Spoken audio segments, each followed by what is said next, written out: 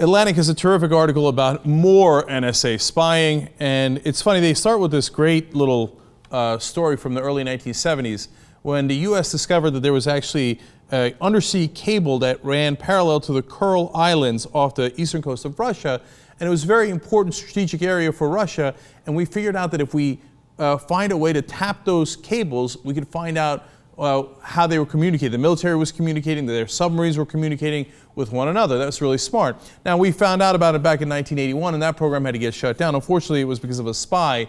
That spy, by the way, got paid $35,000 and is still sitting in jail, got a life in prison sentence. Now, that's treason, okay? That's a traitor, and that's someone who should be put away. Now, it turns out the NSA thought, well, these undersea cables, that's a target-rich environment. Maybe we should spy on our own people using those undersea cables, and they bring the program back, obviously, many years later. And they do it in conjunction with what they call the Five Eyes. That's Britain, who plays a huge role in this, as I'm about to explain to you, Australia, New Zealand, and Canada.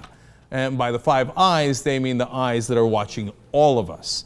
Now, first of all, let me show you the undersea cables that go all across the globe, across our oceans. Now, they carry not just emails and internet connections, but they also, and the contents thereof, but they also carry phone lines as well. And this program of going to these cables did not start under Obama. It started under George Bush. And for a nice little piece of irony, he sent in 2005 the submarine called the USS Jimmy Carter to tap these lines. Just a little extra like, Jimmy Carter, you like civil liberties and rights? Watch this. Right? That's great. So it turns out, of course, as we've reported before, the Associated Press had a terrific article on this that really didn't get much attention. The programs were much broader than just PRISM, which is the internet program that everybody's talking about, and the metadata collection on the phone lines. There's, in fact, at least 4 programs where they collect content as well. So Oakstar, Stormbrew, Blarney, Fairview, these are all the U.S. cable tapping programs on top of the other programs that we do where we get the metadata on the phones within the United States of America. But we're not the only ones doing it. Apparently, British surveillance is doing this on a level even deeper than us. They have these programs called Mastering the Internet. There's no subtlety there, okay? They tell you exactly what they're planning to do, apparently. And then they have Global Telecoms Exploitation, another program that's fairly clear, and then Tempora. So Tempora is very important. Let me tell you what it does. It's not a form of sushi or anything you might get at a Japanese restaurant. It's a funny name. The others are very clear. I don't know why they call this Tempora. Anyway, it collects 20 million gigabytes a day, which is a gigantic amount. They store it for a month. They've got 550 NSA and then GCHQ analysts as well, evaluating the information gathered from at least 200 fiber optic cables. Now, so that's interesting. GCHQ is the British version of the NSA that we have here in the US.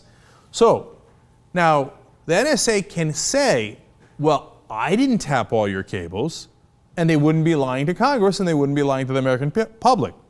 But GCHQ can tap all of them, and then share that information with the NSA, and they have it anyway. Oh, isn't that great? Now, what are they doing with this? Well, they call it a full take system. So that's pretty clear too. That means they're taking all of the information, okay? And they explain it like this. This includes recordings of phone calls, the content of email messages, entries on Facebook, and a history of any internet user's access to websites, all of which is deemed legal, even though the warrant system was supposed to limit interception to a specified range of targets. So if there was any lack of clarity left, there isn't anymore. They get the content of the phone calls, they get the content of the emails, they get the content of all the websites you've been to. Full take. The British get it, and then they give it to the NSA. Whatever the NSA collects also within the United States, they share with the British, and apparently the Australians, the government of New Zealand and Canada as well. And this way, they spy on the entire world and know what we're all up to. But don't worry, that kind of enormous, gigantic power, they would never abuse it, right? They would only use it for its intended purposes of catching Al-Qaeda. Just trust the Five Eyes. Those governments, they're here to help you.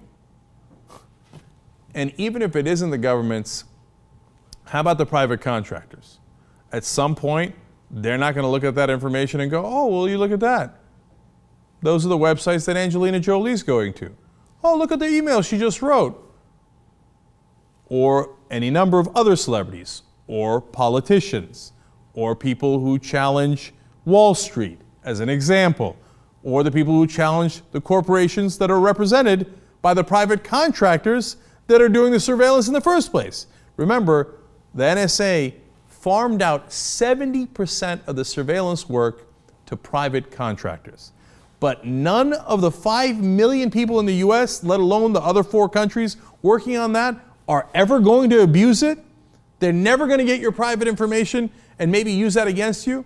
For example, if one of them happens to be in divorce proceedings, they're not going to go through their wife or their husband's emails. Who believes that? Again, you'd have to be ridiculous to believe that. You'd have to be a complete authoritarian to say that, yes, my government is my master. The government will always do the right thing, and so will the wonderful private contractors that they have hired and that profit greatly from the many things that they learn from us. Of course, they will never do anything wrong with it. I bow my head to the government. Well, then you don't want to live in a democracy. You don't want to live under our form of government. You want to live under an authoritarian government. And unfortunately, it looks like you're getting your wish.